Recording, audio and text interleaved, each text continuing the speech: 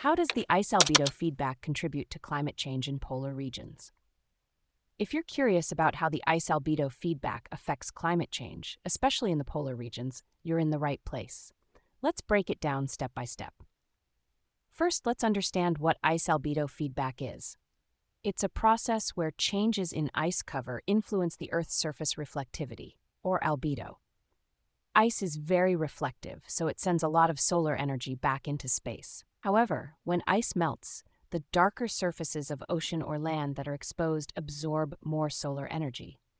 In the polar regions, this feedback loop is particularly strong. As global temperatures rise due to greenhouse gas emissions, the ice in these areas starts to melt. This melting reduces the albedo, meaning less sunlight is reflected back into space and more is absorbed by the Earth's surface. This absorption of solar energy leads to further warming, which in turn causes more ice to melt. For example, in the Arctic, the sea ice has been declining significantly since the 1970s. As this ice melts, the Arctic Ocean absorbs more sunlight, warming the region at a rate nearly 4 times faster than the global average. This phenomenon is known as Arctic amplification. The impact of this feedback is not limited to the Arctic. In Antarctica, while the ice sheet is more stable, changes in sea ice cover also affect the albedo. However, the main driver of ice loss in Antarctica is the warming of the Southern Ocean, which absorbs heat and contributes to the melting of ice sheets. This feedback loop can also be seen in historical contexts.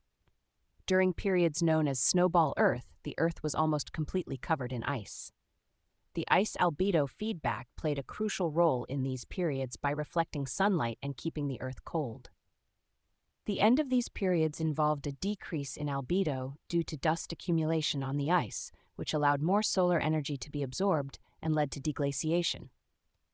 In terms of future projections, climate models suggest that continued warming could lead to significant losses of sea ice, especially during the Arctic summer. A complete loss of Arctic sea ice during the summer months could increase global temperatures by about 0.1 0.34 degrees, and regional temperatures by over 1.5 degrees Celsius. The ice-albedo feedback is also important for understanding long-term climate change. For instance, if the Arctic becomes ice-free during the winter as well, it could represent an irreversible tipping point, leading to additional global warming of around 1.1 degrees. In summary, the ice-albedo feedback is a critical mechanism that amplifies the effects of global warming in polar regions. It creates a self-reinforcing cycle where melting ice reduces albedo, leading to more solar energy absorption and further warming. This process is essential for understanding and predicting the impacts of climate change on our planet.